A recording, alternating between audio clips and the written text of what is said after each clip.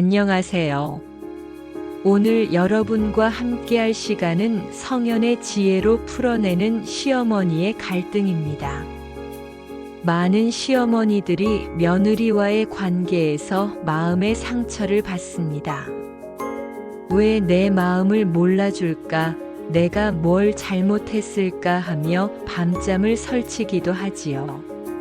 하지만 수천 년을 이어온 성현들의 가르침 속에는 이러한 갈등을 해결할 수 있는 깊은 지혜가 담겨 있습니다. 부처님의 자비와 무집착, 공자의 중용과 예, 노자의 침묵과 성찰.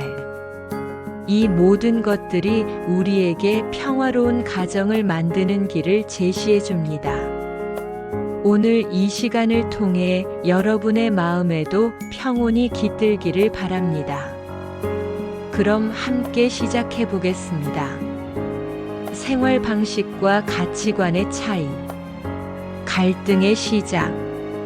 엄마, 이건 제가 하겠습니다. 며느리의 이런 말을 들을 때마다 서운한 마음이 듭니다. 내가 살아온 방식이 있는데 며느리는 내 말은 귀담아 듣지 않고 자기 방식만 고집하니 답답하다. 많은 시어머니들이 이런 마음을 가지고 계십니다.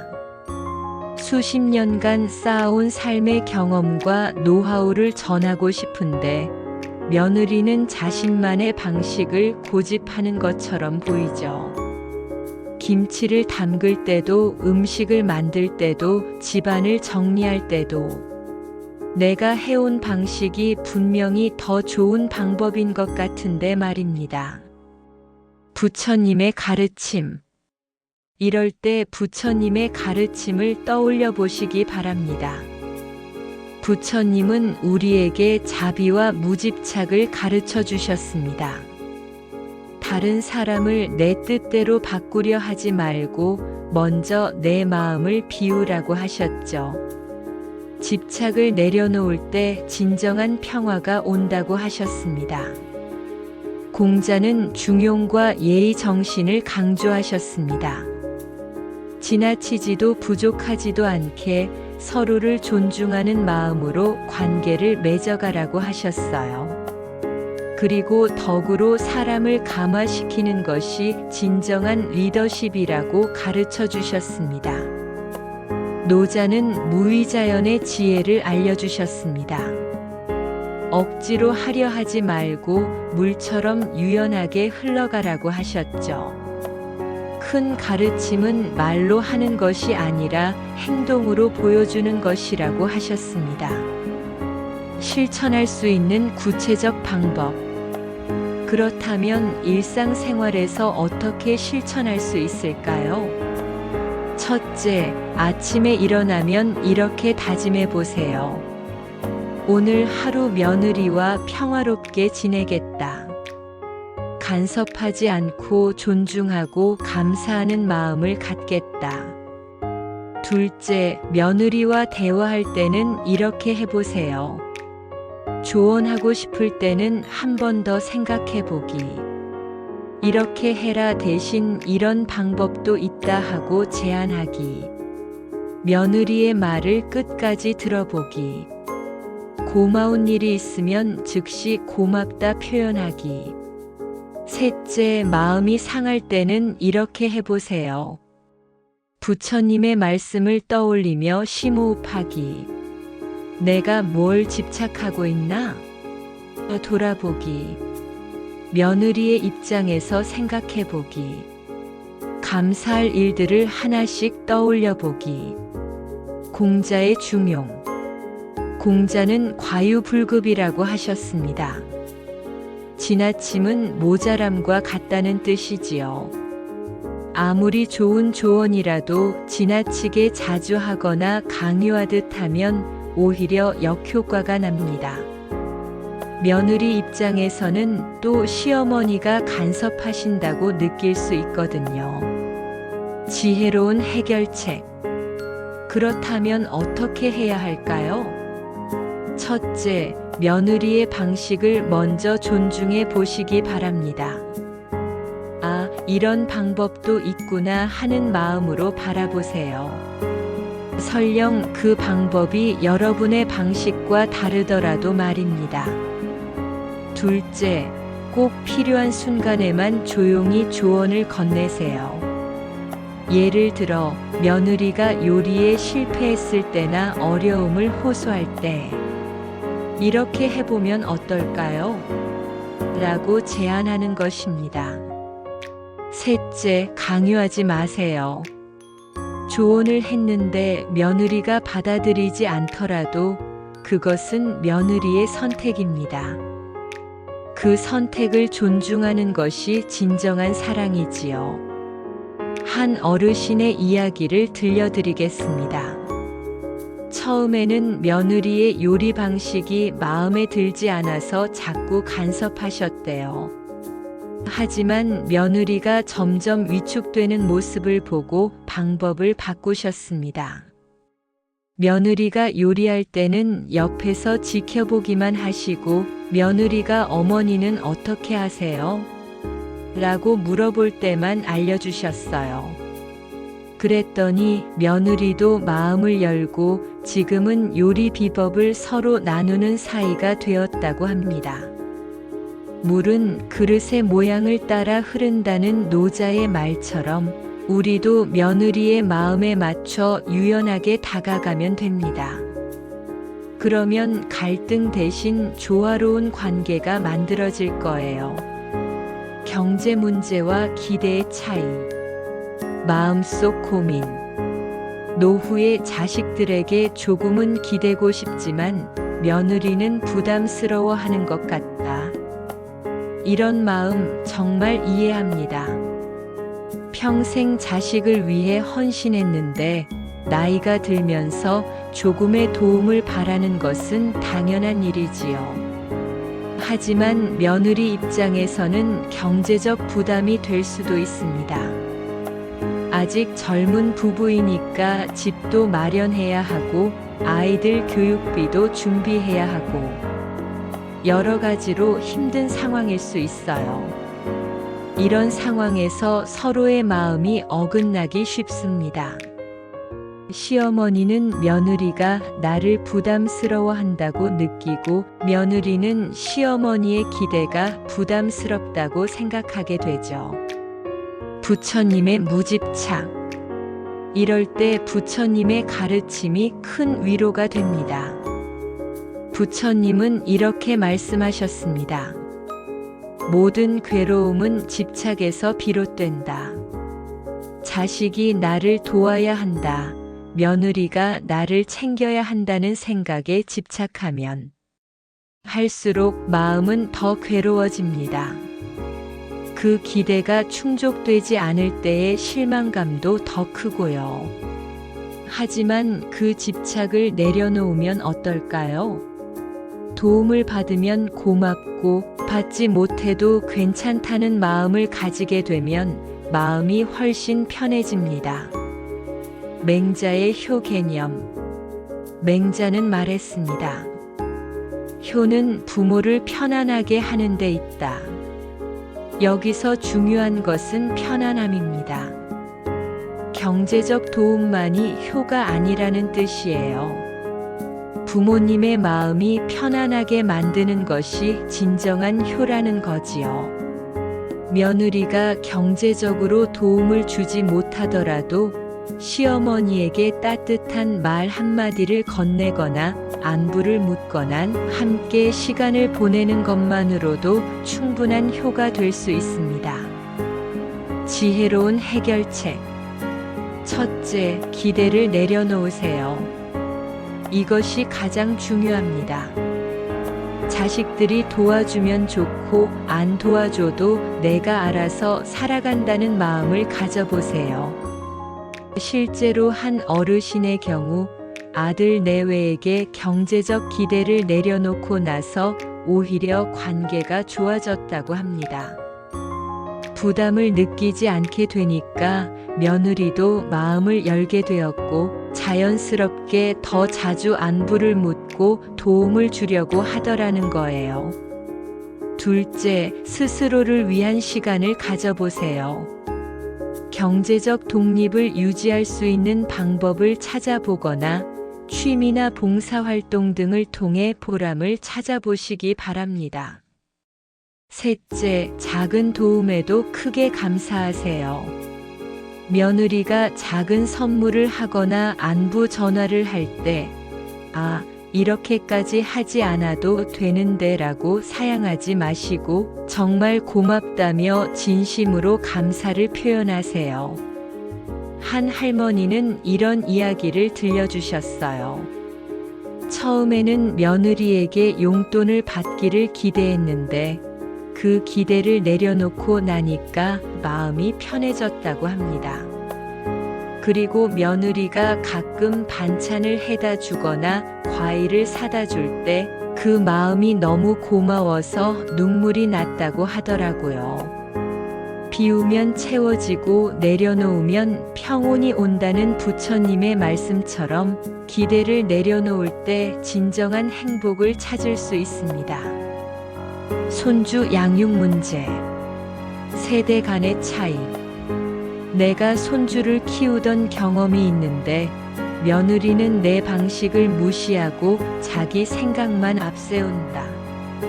이런 마음 정말 많은 할머니들이 공감하실 겁니다. 자식을 키워본 경험이 있고 그 자식들도 잘 자랐는데 왜 며느리는 내 조언을 듣지 않을까 하는 답답한 말이에요. 하지만 생각해 보세요. 여러분이 자식을 키울 때와 지금은 시대가 많이 달라졌습니다. 육아 정보도 훨씬 많아졌고 육아 방식도 많이 바뀌었어요. 예전에는 아이가 울면 업어주지 마라고 했지만 지금은 아이의 애착 형성이 중요하다고 하잖아요. 이유식도 기저귀도 재우는 방법도 모든 게 달라졌습니다. 공자의 학습관. 공자는 말했습니다. 배움은 서로의 다름을 인정하는 데서 시작된다. 손주 양육에서도 마찬가지입니다. 여러분의 방식과 며느리의 방식이 다르다고 해서 어느 쪽이 틀린 것은 아니에요. 시대가 다르고 환경이 다르니까 방식도 달라질 수밖에 없는 거죠.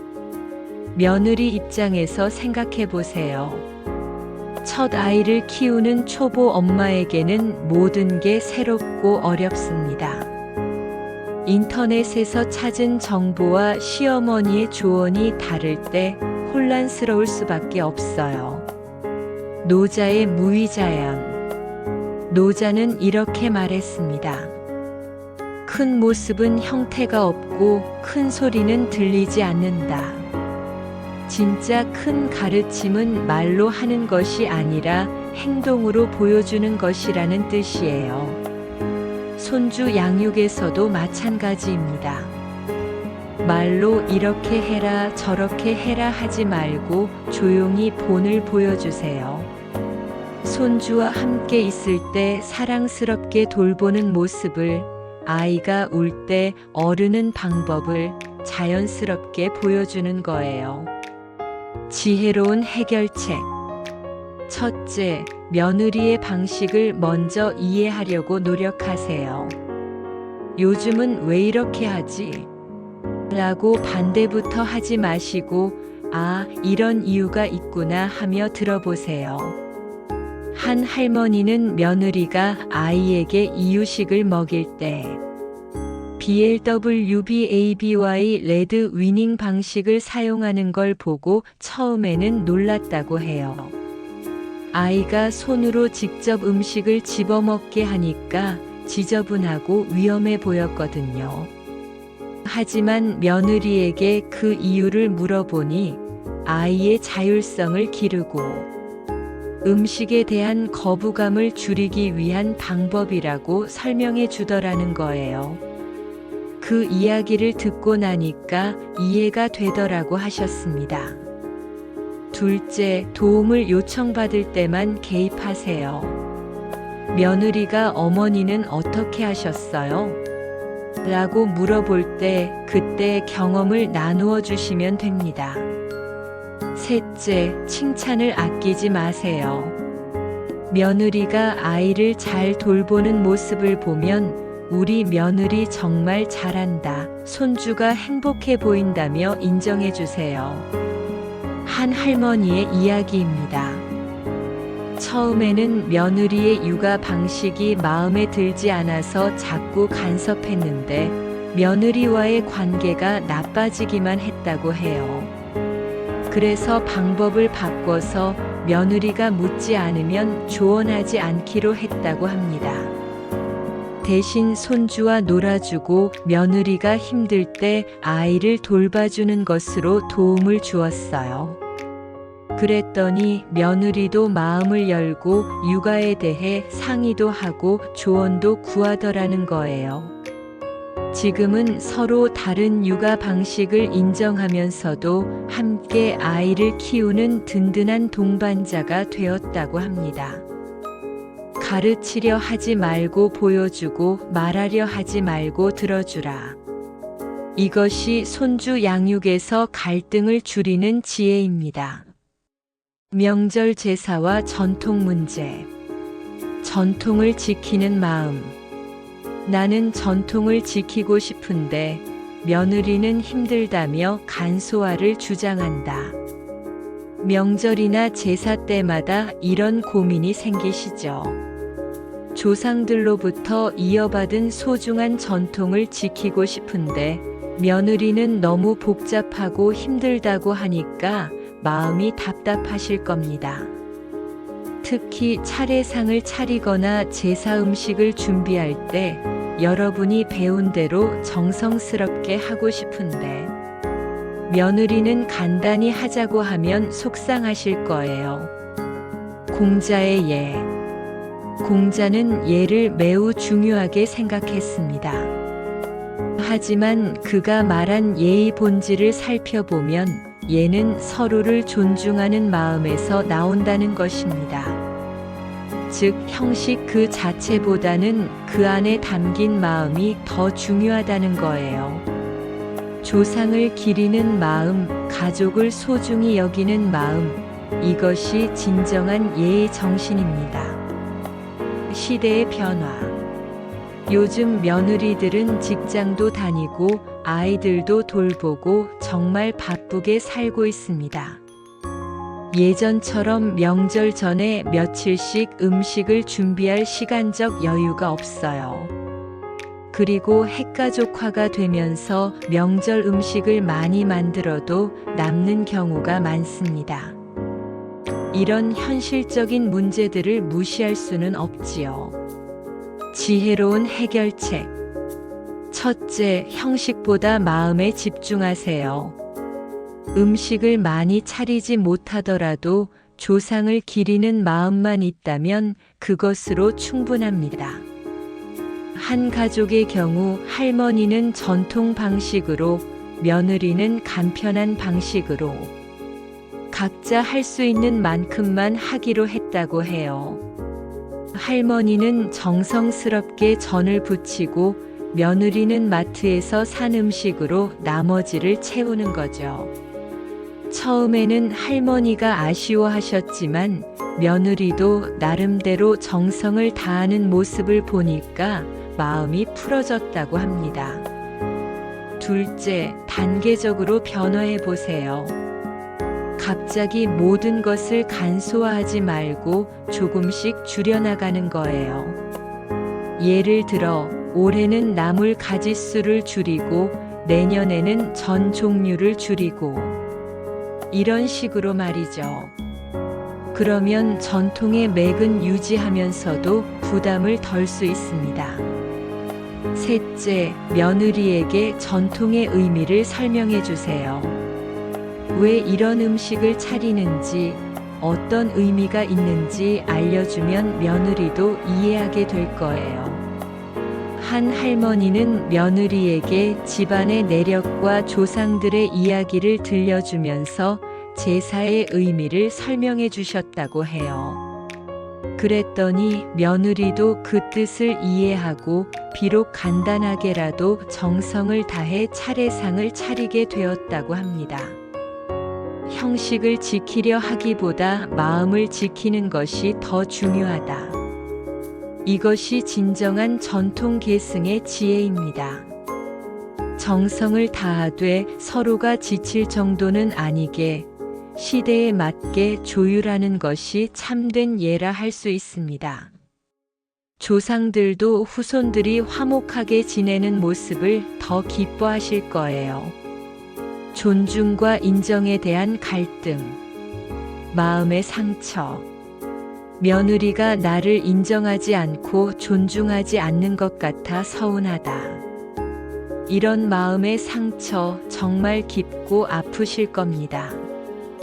평생을 살아오면서 쌓은 경험과 지혜가 있는데 며느리가 그것을 인정해주지 않는 것 같으면 자존감도 상하고 외로움도 느끼시죠. 특히 며느리가 시어머니의 말을 듣지 않거나 조언을 무시하는 것 같을 때 내가 이 집에서 뭐가 된 건가 하는 생각이 들기도 하실 거예요. 하지만 잠깐만요. 정말 며느리가 시어머니를 존중하지 않는 걸까요? 아니면 서로의 표현 방식이 다른 걸까요? 세대 간 소통의 차이. 요즘 젊은 세대는 존경의 표현 방식이 예전과 다릅니다. 예전처럼 예, 어머님하고 고분고분하게 따르는 것이 존중이라고 생각하지 않아요. 대신 자신의 의견을 솔직하게 말하고 토론을 통해 합의점을 찾는 것을 더 건강한 관계라고 생각합니다. 이런 차이 때문에 오해가 생기기 쉬워요. 며느리 입장에서는 시어머니를 존중하는 마음이 있어도 그 표현이 서툴러서 시어머니가 서운하게 느낄 수 있는 거죠. 부처님의 가르침. 부처님은 말씀하셨습니다. 남을 이기려 하지 말고 자신을 다스리라. 며느리로부터 인정을 받으려고 애쓰기보다는 먼저 자신의 마음을 들여다보는 것이 중요합니다. 왜 나는 인정받고 싶어 할까? 내 안에 어떤 부분이 상처받았을까? 하고 말이죠. 공자의 덕치. 공자는 말했습니다. 덕으로 다스리면 바람처럼 따르게 된다. 억지로 존중을 받으려고 하면 오히려 멀어집니다. 하지만 덕을 베풀고 모범을 보이면 자연스럽게 존경을 받게 돼요. 지혜로운 해결책. 첫째, 먼저 며느리를 존중하는 본을 보이세요. 존중받고 싶으면 먼저 존중하라는 말이 있듯이 시어머니가 먼저 며느리의 의견을 듣고 인정해주는 모습을 보이면 됩니다. 한 할머니의 경우 며느리가 집안일을 다르게 하는 걸 보고 처음에는 간섭했는데 나중에는 며느리 방식도 좋네라고 인정해주기 시작했다고 해요. 그랬더니 며느리도 할머니의 경험을 존중하고 조언을 구하게 되었다고 합니다. 둘째, 작은 배려에도 크게 감사하세요. 며느리가 안부를 묻거나 음식을 해다 주거나 손주를 데리고 올 때 그 마음을 알아주세요. 고맙다, 수고했다는 말을 자주 해주시면 며느리도 더 마음을 열게 될 거예요. 셋째, 강요하지 마세요. 며느리가 나를 존중해야 한다고 강요하면 오히려 관계가 나빠집니다. 그냥 자연스럽게 두세요. 넷째, 자존감을 다른 곳에서 찾아보세요. 며느리의 인정만이 전부가 아닙니다. 친구들과의 만남, 취미 활동, 봉사 등을 통해서도 자신의 가치를 느낄 수 있어요. 실제로 한 어르신은 며느리와의 관계에만 매달리지 않고 노인대학에서 공부도 하고 봉사활동도 하면서 보람을 찾으셨다고 해요. 그러니까 마음에 여유가 생기고 며느리에게도 더 너그러워질 수 있었다고 합니다. 진정한 존중. 진정한 존중은 억지로 만들어지는 것이 아닙니다. 서로를 이해하고 배려하고 사랑하는 마음에서 자연스럽게 생기는 거예요. 시어머니가 먼저 며느리를 한 사람으로 인정하고 존중할 때 며느리도 시어머니를 어른으로 존경하게 됩니다. 어른으로서 덕을 앞세우면 관계는 자연스럽게 따뜻해진다. 이것이 성현들이 가르쳐준 지혜입니다. 변화의 시작. 변화는 하루아침에 일어나지 않습니다. 하지만 작은 변화부터 시작하면 분명히 관계는 좋아질 거예요. 한 할머니는 이런 이야기를 해주셨습니다. 처음에는 며느리와 사사건건 부딪혔는데 성현들의 가르침을 실천하면서 조금씩 변해갔다고 해요. 먼저 간섭을 줄이니까 며느리의 표정이 밝아졌고 작은 일에도 감사를 표현하니까 며느리가 더 자주 안부를 물어보게 되었다고 합니다. 그리고 무엇보다 자신의 마음이 편해졌다고 하시더라고요. 가정의 평화. 가정의 평화는 한 사람의 노력만으로는 만들어지지 않습니다. 하지만 누군가 먼저 시작해야 해요. 그리고 그 시작은 어른인 시어머니가 하는 것이 좋습니다. 시어머니가 먼저 마음을 열고 이해하려 노력하고 존중을 보여주면 며느리도 조금씩 마음을 열게 될 거예요. 그리고 그 변화는 온 가족에게 퍼져나갈 것입니다.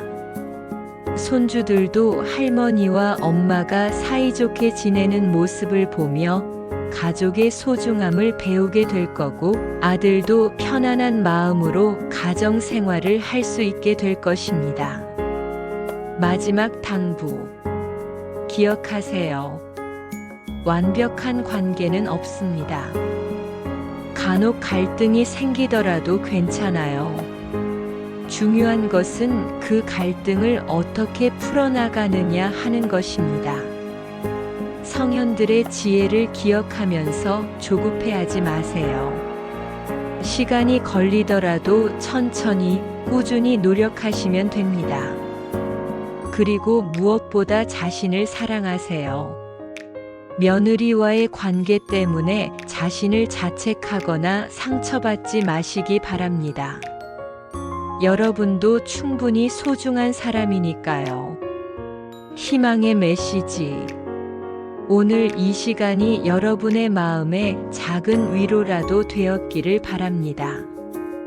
그리고 이 지혜들이 실제 생활에서 도움이 되기를 바라고요. 부처님의 자비, 공자의 중용, 노자의 무위자연.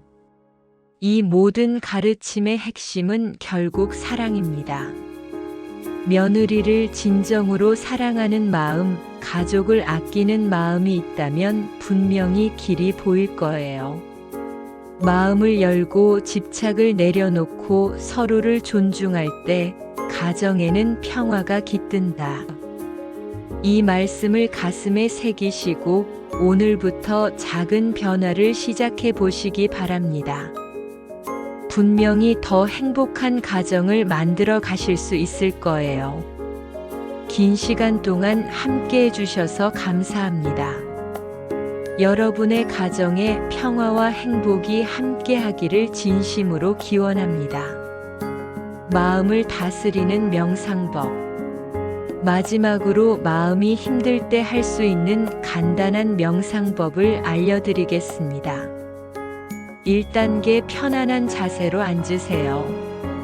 의자에 앉거나 방석에 앉아서 등을 곧게 세우고 어깨에 힘을 빼세요. 2단계 천천히 숨을 쉬세요. 코로 천천히 숨을 들이마시고 입으로 천천히 내쉬세요. 5초 들이마시고 5초 멈추고 5초 내쉬는 것을 반복해 보세요. 3단계 마음속으로 되뇌어 보세요. 나는 평온하다. 며느리도 나름의 어려움이 있을 것이다. 우리 모두 행복했으면 좋겠다. 감사할 일들이 많다. 4단계 따뜻한 빛을 상상해 보세요. 마음속에 따뜻한 황금빛이 있다고 상상하세요. 그 빛이 점점 커져서 온몸을 감싸고 며느리에게도 전해진다고 생각해 보세요. 이런 명상을 하루에 10분씩만 해도 마음이 많이 편해질 거예요. 특히 며느리와 갈등이 있었던 날에는 꼭 해보시기 바랍니다. 여러분의 삶에 지혜와 평안이 함께 하시기를 바랍니다. 이렇게 말씀하셨습니다. 자신이 받고자 하는 만큼 남에게 베풀라. 여러분도 젊은 시절 시어머니나 어른들의 간섭이 부담스러웠던 기억이 있으실 겁니다. 내 방식대로 해보고 싶다, 실수를 통해서라도 배우고 싶다는 마음 말이죠. 며느리도 지금 그런 마음일 수 있습니다. 새로운 가족이 된 며느리에게도 자신만의 방식으로 가정을 꾸려가고 싶은 마음이 있을 거예요.